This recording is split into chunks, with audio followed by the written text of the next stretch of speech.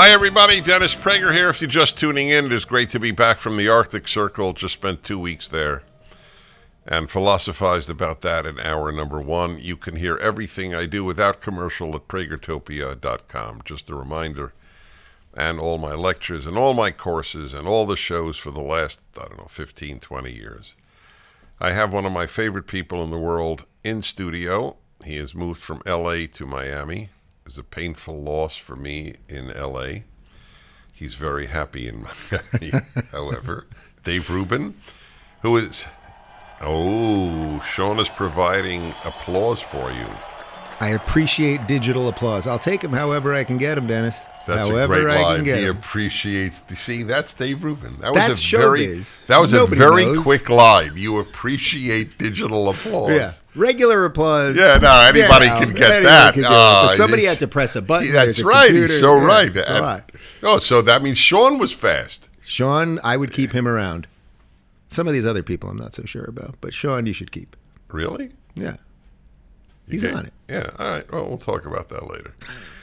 Dave Rubin is the host of the extremely popular, millions of viewers, Rubin Report podcast. By the way, is that daily? It is daily, every day at 11 a.m. Eastern, which is the same time as The View, which means that there are certain people in America watching those 5 crazy harpies babble on about God knows what, or you could watch me. To me, that's the divide. People think the divide is left-right, liberal-conservative. To me, it's what are you doing at 11 a.m. Eastern? time. Rubin Report or Whoopi Goldberg talking about her bowel problems. Is that true? Oh, yeah. Today, literally today. You missed it. Just in the last half hour, they're live on The View. And, the new running joke about Biden is that he's pooping in his pants. And basically, Whoopi was like, it's possible it happens every now and again. And I have my poopy days. I think that was the exact quote. And, she did a commercial for some kind of, it was Poise. That's more of a woman's specialized diaper. It's good to see you. It's good to see you. I was on with Whoopi Goldberg. This must be 25 years ago on Bill Maher, when he was still, what was it, on ABC, Yeah, right? Politically Incorrect. Politically Incorrect. I used to be on pretty often. Anyway, she was also on, and I don't know how the subject came up, but she said something to the effect, communism wasn't that bad.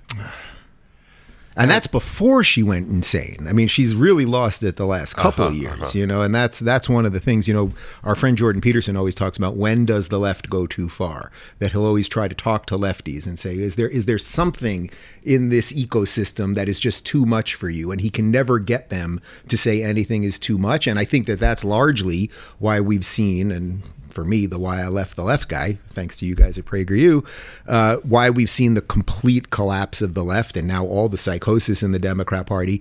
There are just no adults. No one is ever willing to just be like, enough. Could we just stop now instead of going off the cliff? We're just going to progress right into the canyon, right into the abyss. So that was 25 years ago with her. Well, it's I'm older than you, and I underwent a realization that I could not be on the left. I thought I was a liberal until Ronald Reagan, but I never thought I was a left. And in high school, I knew I wasn't a leftist because the left didn't hate communism. And if you don't hate evil, there's something really wrong with you. That's what did it. That was the dividing line. Well, they think communism is good, right? But of course, the road to hell is paved with good intentions. They're not walking around going, boy, I'm a communist, I'm pretty awful. But they have a fundamental misunderstanding of human nature. And human nature isn't that we are going to build systems for everyone necessarily. You can do that in your home and in your community and in your temple or church or something like that, but you cannot do it societally across the board because you're either going to have to kill a lot of people or enslave a lot of people to accomplish that. So that... Am I teaching you anything here? I don't think so. I think I'm just repeating things that you said 30 years ago. That's the tough part of being interviewed by Dennis Prager. That's very sweet of you. You say great stuff, but it doesn't matter as long as people are saying it. Yeah, that's all that matters. I'll get into politics for a moment with you. It's not my favorite subject. I like the big moral and life issues, but politics is part of life. Can't ignore it. I also never ask people to make predictions, because whenever I'm asked, I say I don't make predictions. Yeah. So you are free not to make a prediction. But I did a year ago. I said I don't think that Biden will be the nominee. What do you think? So we have a clip. I have not reposted it yet, but the day that Joe Biden was sworn in, I said on my 11 a.m. Against the View live stream that I will retire. I will delete all of my channels if Joe Biden is sworn into a second term. Wow. It has been so obvious to me. We have the clip and we'll post it. We'll post it one way or another, whether I'm right or wrong. I have a feeling I'm right. But it was obvious the first time around. You know, one of the things that's amazing to me right now is we're watching how the system launders the lies. So the system lies about everything, right? So you mentioned the very fine people on both sides hoax a moment ago. Think about that. Donald Trump, the moment after he said there are very fine people on both sides, talking about the debate about whether you should take statues down, and in this case, Robert E. Lee. Yes. The moment after that, one sentence after that, he said, but I'm not talking about the white supremacists and the neo-Nazis, who of course should be condemned completely. Joe Biden ran on that. That was why when Joe Biden launched his campaign, the campaign ad said, I wasn't going to run. I didn't run after Obama had his 2 terms. I let Hillary go. I wasn't going to do it. But then Charlottesville, very fine people on both sides. For 7-8 years, the media has run that lie over and over and over again, to the point that I was on Real Time with Bill Maher, and I had to debunk it to Bill's face and to James Carville. And Carville pretended like it was as if the first time. Bill, at least, you know, he ballpark sanes a lot of things. But Carville, it was as if he had never heard this before. Well, I bet he had never heard it before. Because they live in that. They live in a cocoon. Sure. Yes. So I can grant that they live in such a cocoon that maybe he wasn't lying. He just lives in that cocoon, right? And you don't know what's outside of the cave, something like that. But the reason I mention that is that we've lived through, let's say, the very fine people hoax, the Russia hoax, a zillion COVID hoax or lies about COVID. Brett Kavanaugh's a serial rapist. The Covington kids are all racist. Jussie Smollett was lynched. We've lived through all of these lies, but then we watch the system launder the lies. So there's always a lie, and then the way the media treats it for a while. Something different is happening now because of the debate. The debate was so profoundly bad that even the people who are paid to lie, say Joe Scarborough on MSNBC or Stelter, who somehow got a job again at CNN, it's like they didn't have enough other people they could pay to lie that they had to bring him back. But they can't figure out how to lie fast enough right now. And I think this is a truly unique moment that you want to do the moral or maybe the more philosophical part of this. I think we're at a truly unique moment in America right now, because the lies and the reality are almost happening at the exact same pace right now. No one thinks Joe Biden is competent. That interview with Stephanopoulos was an utter embarrassment. He could not get one sentence out. Literally one sentence, right? So they don't know exactly what to do. And so this is now the fork that I see happening.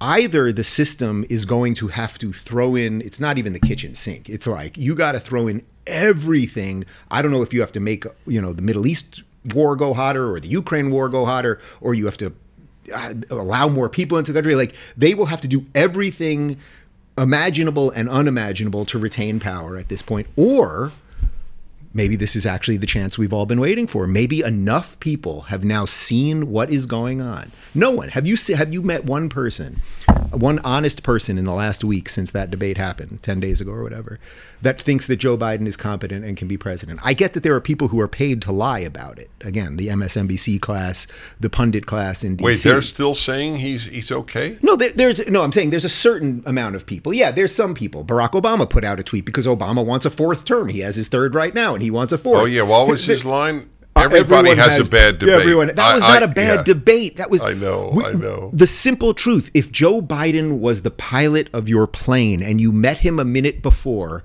and asked him a question and he could not speak, would you get on the plane? Of course not. Do you think Joe Biden could run one morning shift at McDonald's? Of course not. Would I leave my children with Joe Biden for 15 minutes? Of course not. So we all know something is happening, and that's what I think is interesting right now. The lies and reality are are basically matching at the moment. This is so on one hand, it's like either all hell's going to break loose or this is the chance. We're actually seeing behind the thing. We're seeing the lies be but evaporating in real time. If you believe, and I know you do, and of course as I do, the Democratic Party having been taken over by the left is ruining America. Yes. So clearly, we don't want a Democrat to win the next election. Yes. Don't we have a better chance of winning if he stays the nominee? Well, yes, but yes, of course. So there's a strange Faustian bargain, I suppose, in all of this, which now is that we either have someone that's completely compromised and weak, that no one is excited for, that everyone knows something's wrong, that moderate Dems realize is not they thought he was the firewall against the crazies, right? They thought that Biden was the firewall against the socialists, Bernie and Elizabeth Warren and the squad and all of them, but he's led by them because he's not in charge. So there's a weird moment right now where it's like, okay, those of us that don't want a Democrat in office, well, we kind of should want Biden to run, but I would say I'm an American. I don't even consider myself a Republican. I'm a Florida Republican, I suppose, but I'm an American first, and I want a president who's competent. This man cannot wake up at 3 a.m. and make a decision. I don't know that he can make a decision at 11 a.m. That's just a fundamental, honest truth. And so then I'll put you on the spot. I'm American before I'm Republican, obviously. So even or especially from that perspective, I'd rather have an incompetent man who has a chance of losing than a competent man or woman who has a chance of winning. Right. So, so I accept that. So then the argument would be you don't want him to step aside because you think they could bring in someone like Gavin, and for all of the horrible things about Gavin Newsom that you well know because I fled this state because of him, your argument would be, well, he would be more competent, be able to get more things done, and that's more dangerous than No. It's more dangerous that he might win. Any Democrat in the presidency is dangerous. Yeah. I don't know of an exception to that. Maybe Joe Manchin, but he's not running. No, I'm not. I'm being cute. Yeah. Maybe that's the one that comes to mind. The ghost of Daniel Patrick Moynihan. Yeah, exactly. I was going to say Henry Jackson is dead. Daniel Moynihan is dead. That's exactly correct. Yeah. So I'm just saying, I'd rather have a man who has a good chance of losing than a man or woman who has a good chance of winning. No, I understand that argument. My fear with that argument is that if you're Xi in China right now, or you're the Ayatollah it's a horrible argument. They want Biden too. Right. That you're 100% right. Look, at the end of the day, no Biden, no Ukraine, no Biden, no Hamas. Imagine if China just took Taiwan tomorrow. They were just like, America's weak. We would have a much bigger problem than just the idea that Taiwan was now taken over by China. The problem would be that whatever response we would do, whatever, putting aside what any of our foreign policy arguments are, no one would believe that Joe Biden was the man that was in charge of all of this. So in a weird way, having this man that unfortunately obviously has dementia, and it's really sad what they've done, the way they're making everything about age with him. Every one of us. Oh, what a farce. It's so horrible, and it's offensive, and it has nothing to do with age. It has nothing to do with age. It has nothing to do with age. Right. But the point is that in some ways, Biden is the perfect avatar for whatever the deep state or the managerial class is. He's nothing. So it's just decision making by group for everybody. I don't think that really works. I think that is deeply, deeply dangerous. And they're even selling us to that. They're selling that to us now, right? They're saying, well, he's got good people around him and there'll be other people and, someone else will work a little harder at 5 p.m. when he's tired. It's genuinely psychotic. I mean, we really have entered a phase in this country. All right, that is off the rails. You follow politics with a very keen mind and passion. What do you think of Kamala Harris's chances of being the nominee if your prediction comes true? It seems to me there are very few ways, and I would give the devil his due, and in this case the devil is the Democratic Party. They will do everything they can to figure out who the best candidate is. So I think they're whoever they is exactly, the people in power or the Obama team or whatever, they don't want Kamala either because she's deeply unpopular. She was at 1% in her own party when he plucked her for VP. However, I don't see the legal mechanisms to get anyone else in if they push him out. If either they push him out or he literally cannot get out of bed one morning. Well, there's no legal mechanism for her to be the candidate. I'm not talking about his resigning the presidency. Obviously, then she's president. Yeah. But not running is not resigning the presidency. So there's no legal issue. They could have any nominee they want. Well, I suppose if Joe Biden or Jill, I guess, is in charge of what's going on, if they are just going to force him through this thing, against the entire party and everything else, then that's one situation where Biden does become the nominee, assuming he's alive. That's one thing. I think we're past the point where 25th Amendment would even be possible. All right, we'll continue in a moment. I really want to get your read on Kamala Harris, who I had an interesting interchange with on Larry King about 20 years ago. Oh, wow. I want to hear about that. Back in a moment with the wonderful Dave Rubin. So we were talking about Kamala Harris. I so want to just get from you. I told my story about her. I'm just saying I had an interaction with her, and I didn't find her particularly deep or bright. And I'm not being cute. I just didn't. There are people whom I can't stand who are bright. Yeah, I acknowledge that. You didn't date her though, did you? Because she used to date to date Montel Williams, so she likes talk show hosts. So maybe was there ever Dennis? Is there something you'd like to? Yeah, no, there is something I'd like to say. I'm faithful to my wife. Okay, so and if I weren't, she wouldn't be the. Let's put it this way. But in any event. So the thing I didn't understand that you said was they can't stop her from becoming president if he resigns the presidency. Correct. But they can stop her from being the nominee. That there's no legal case for that. Well, what do you mean? They can stop her, meaning they can just force Biden through? No. They could say, we want Gavin Newsom. So that's why I'm saying you have to give the devil his due. I think the party will do whatever the party needs to do. Whatever the party norms are at the convention, whatever the nominating process is, whatever's going on with the super delegates or anything else, the party will do what's right. You can say whatever you want about the Republicans. When Trump was running in 2015 as the renegade, the party wasn't thrilled with it, but they allowed the process to happen properly, and Trump became the nominee and then became the president. The Democrats will do whatever they want to get the nominee they want. Just ask Bernie Sanders when he was running against Hillary Clinton.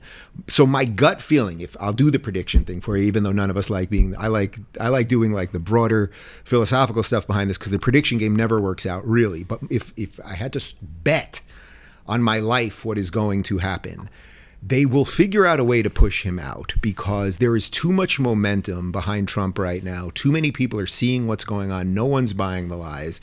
Biden is every day it's getting worse at this point. And the drugs, whatever cocktail he's on, everything else, it can't work forever. We've all seen relatives like this. Okay, it's just a fact of life.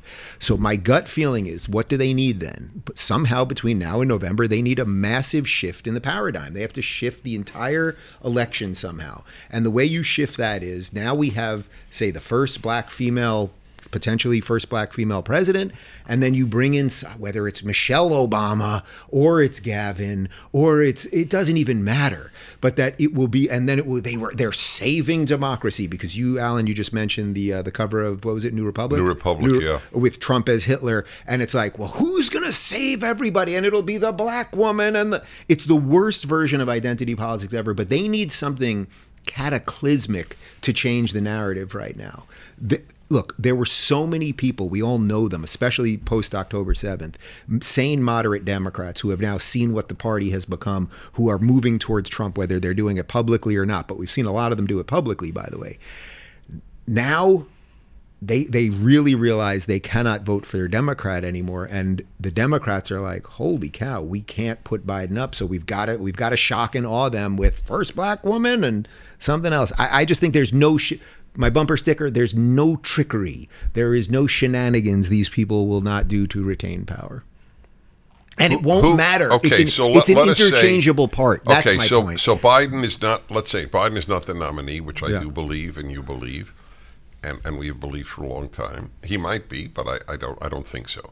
So this raises a lot of questions. So let us say you are the kingmaker of the Democratic Party. Yeah. Who stands the best chance? I think Shapiro. His name keeps coming up. Josh Shapiro, the governor from Pennsylvania. Yeah, Pennsylvania. I thought he meant Ben Shapiro. I could get on board that, but I don't think that's going to work. Oh yeah, no, I should. You know what? He's right. I have to Ben say Shapiro, Josh Shapiro. Boy, Dennis, you're really going out there. Yeah, for the Dems. yeah, exactly. So who would you think? Democrats, of all Americans, this is your best chance to win with? Look, it's very hard to diagnose the mind of a Democrat because the party has gone so crazy. So on one hand, you absolutely could argue you go radical left to just get the base, and enough of the sort of brainwashed people and will who come would that along be? with you. And then at that point, it probably is Kamala, or I'm not saying it's AOC, but it's just like, or it's Gavin probably. Because then at that point, it's just like, take some leftist dingbat. Gavin at least stands up and wears a suit that fits, and then it all kind of works and whatever. I think what you in your mind, what you're saying is, well, is there someone who's a little more moderate that's not or at least sounds it a complete yes. utter lunatic, right? That, well, in that case, let it be Fetterman. I mean, it's like, you know, a man who had brain damage only 6 months ago is now the sanest Democrat, as his brain has sort of healed. Isn't that something? Brain damage goes in many directions. Yeah. Yeah. How ironic. We've watched the neurons start firing again. He's becoming more conservative. It's incredible. But I just think there's nothing that they won't do. So let me ask you something that I ask conservative blacks, conservative Jews, conservative Hispanics, conservative gays, conservative of any group other than the usual, okay? Sure. So you're a Jew and your family's Jewish and they're all liberal. Yeah. Okay. I'm not asking how do you get along. That's not my business. I don't think I'm in any of the wills anymore, but maybe in yours. So how will they vote? So, well, that's a great question. So you've met my parents a couple times now. My parents are New York Democrats, but not crazy woke leftists. That's why I'm asking. And that's what most Democrats of a certain age are. If you take the 50 and up, or I think you could probably even argue 40 and up Democrat, they're not this psycho lunatic progressive thing. It has taken a long time for them to wake up. You think they have? I can't sit on the Dennis Prager radio show and tell you who my parents are going to vote for. I will be shocked. No, I don't mean your parents. Okay, so I think largely you do. You yes, think okay? Yes. This is what way. will continue. Yeah. This fascinates me. Yeah. I don't think that I think they'll vote Democrat. But interesting. All right. Yes, let's get that's into why it. it'll be very interesting. Obviously, Dave Rubin, popular Rubin Report podcast. Back in a moment. Okay, so on a super serious issue. Yeah. You have a Jewish liberal New York, which is Jewish liberal in New York is redundant. Right. Liberal New York is enough. Right. New York Jewish is enough. Well, meaning these were Ed Koch voters, these were Mario Cuomo voters, Daniel right. Patrick Moynihan, who we mentioned before. That's a very far cry from the Democrats of today. You think that yes. many of those Jews will vote for Trump? Well, look, we just saw at least a little bit of evidence of that, which is what happened in New York 16 with Jamal Bowman getting the boot. I mean, that Westchester is a largely Jewish area. I think it's about 20% Jewish. That's not the only reason he lost. I mean, when you run basically as a New York congressman only running on a ceasefire in Gaza, which is 8,000 miles away and has nothing to do with what your job should be as could we maybe fix the Tappan Zee Bridge? Also, that might be nice. He was the guy who pulled the alarm. Pulled the alarm and said there were no rapes during time. I mean, he was absolutely awful, and we should hopefully never hear from him again. But the point is, there's a little bit of evidence that is a case where the Democrats did not go crazy left. They actually voted for a guy that is a little bit more of a moderate Democrat. I don't care if he wins or loses at this point; it doesn't even matter. But they did purge the worst part. So I think something has happened with the Jews. You've been talking about this for decades, obviously. That 10/7 was such a wake-up call, and now seeing what's going on at all the Ivy League schools, seeing what's going on in the streets in New York and many other cities, seeing what's going on in Europe, connecting this now to the immigration situation, or I should say the illegal immigration situation, I think Jews are waking up in a different way that I've never seen before. You know that in all your years of this, you never get the apology, right? You've been talking about these things forever. The friends that don't talk to you for 20 years, when they suddenly come back around, they never apologize, but the fact that they came around shows you something. And I can tell you that in the last 8 months or so, my phone has lit up an awful lot from people I have not heard from in a long time saying, Dave, maybe you weren't that crazy this whole really time. That's yes. happening? That's yes. fascinating. Yes. So I have another question relating to that. Why does the Democratic Party, other than donor money, which I get, Why do they care about the Jewish vote? It's so tiny. No, I don't think they do at this point. Oh, I think, okay. So, I think I think they've made. Fair enough. I think there's a couple things happening. I think there's the sort of intersectional reason that they don't care about Jews anymore. It doesn't fit the calculator, right? Jews are supposed to be a minority, thus oppressed. Jews, because they care about hard work and family and education, are not oppressed, it becomes successful. So that just goes counter to the entire ethos. That's one version of it. But I think there's a much more cynical electoral version of it, which is that Jews live largely in, let's say, already democratic areas. Except one place, Florida. So what's happened is now that Florida's gone so red, they know that Florida used to be a battleground state, a purple state, so there was worth in trying to get the Jews of Boca to vote, right? Now, the Democrats have already admitted they're not even going to campaign presidentially. You know, they admitted that like 2 weeks ago. They're done. Florida's done. When DeSantis came in, there were 300,000 more Democrats than Republicans in Florida. There's 1.2 million more Republicans. Really? Yes. They just announced it today. 1.2 million more registered Republicans than Democrats. That's a 1.5 million swing in the, roughly 5 years of DeSantis. It's incredible. But the point of that is they know that Florida's red. They know that New York is blue, although I actually think there might be a little bit of a chance. The Zeldin-Hochul thing was extremely close, actually. They know that California is blue. And then, Pennsylvania, the Jewish vote could have a little something to do with something, and maybe Michigan a little. But the point is, there's just no electoral value for them with the Jews anymore. Right. And that's really unfortunate, not even having anything to do with Jews. But when the country is functional, it's good for the Jews. And when it's good for the Jews, it's usually good for everybody else. That's actually the fundamental truth. It has nothing to do with somehow you have to be good for the Jews because it's good for the Jews. When the things are going well, it's good for the Jews, and then it's good for everybody. And I want to talk to you in one more segment, or not segment, actually, one more question on this.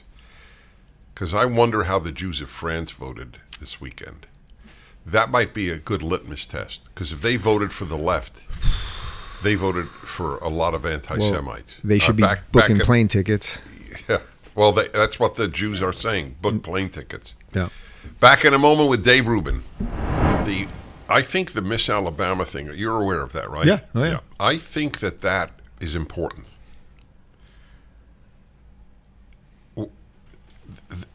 I once spoke at a Christian school in Minnesota at the graduation, which is a story unto itself because they never released the video. And the school's motto was truth, beauty, and goodness. My speech was how truth, beauty, and goodness are being undermined in America. The woke teachers of that school objected to my talk so much they never released the only graduation talk they never released. Wow. They videoed it and it never came out. But that is what the left hates, all three. The Miss USA contest is a beauty pageant.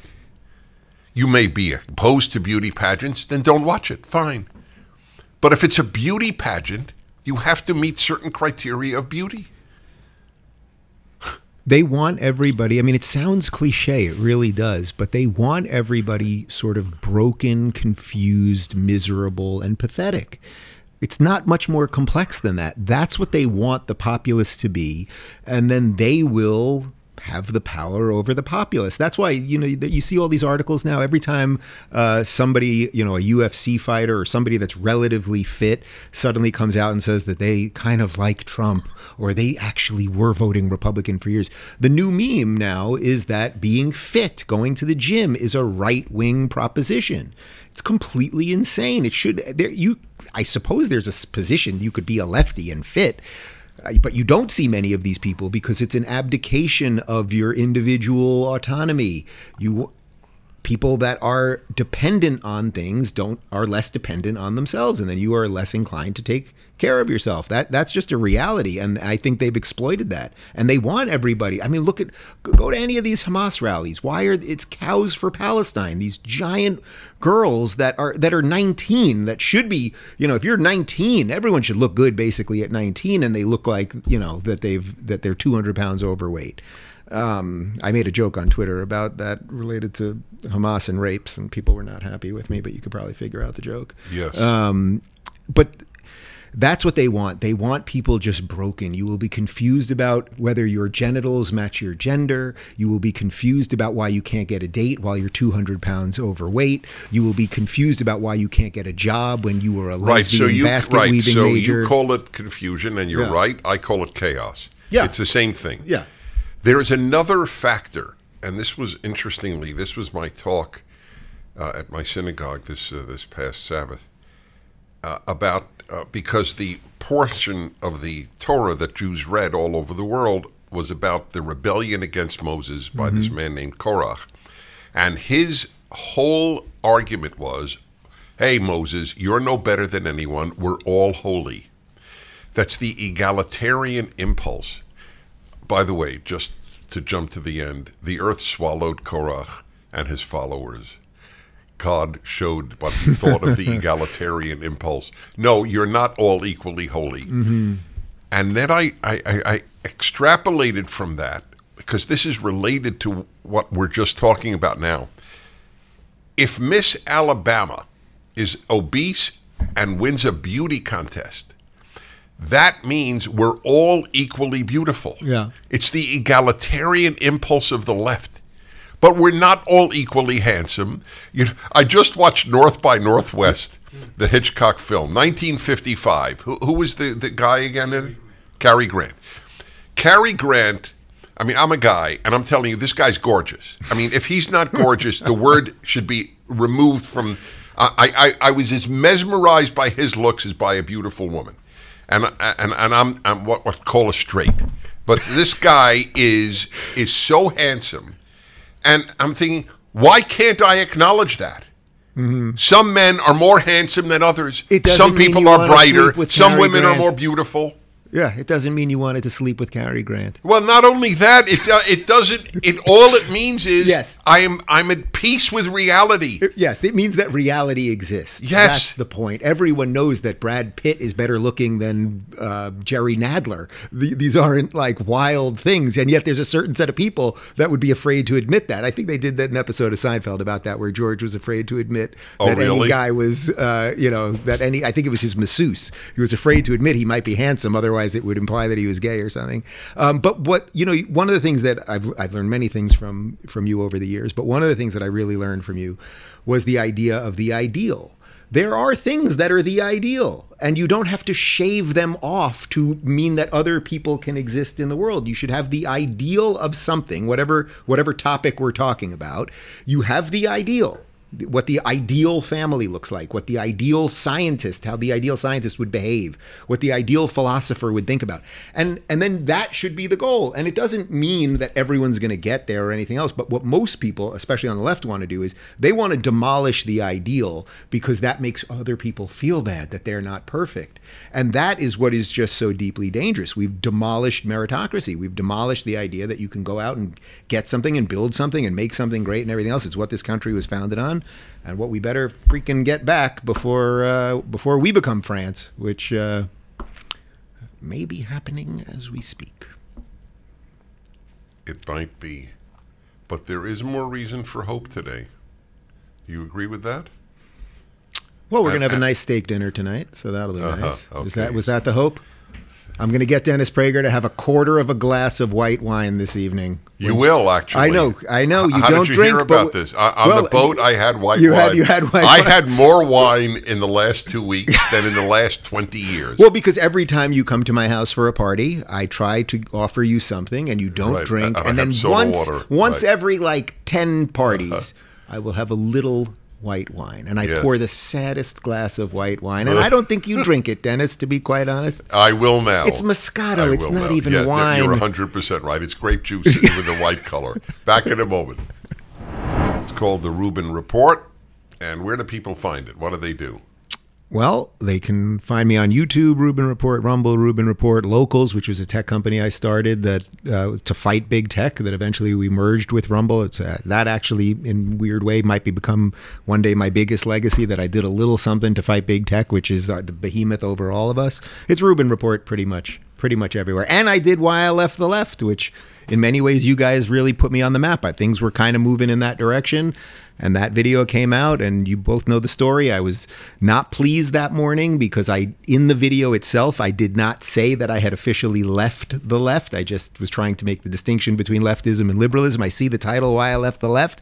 I was kind of pissed. I didn't know what to do. I probably was trying to get Alan on the phone or Marissa or something. And then I went into the YouTube comments and I saw all these people saying, boy, this guy's making some sense. You know, I'm mostly conservative, but he's making some sense. And my life really changed that day. So I didn't know that. I didn't realize that. You might have told me that, but I didn't realize that. Yeah, I had never actually said in the video I left the left. I was addressing the problems of the left, but the title was Why I Left the Left. Now I can assure you I've left the left, and the left doesn't want anything to do with me, and would gladly bury my bones. About 30 years ago, I wrote a piece called "Being on the Left Means Never Having to Say You're Sorry." So, in your extended family, which votes Democrat, have any of them said, "Gee, Dave, maybe you were right"?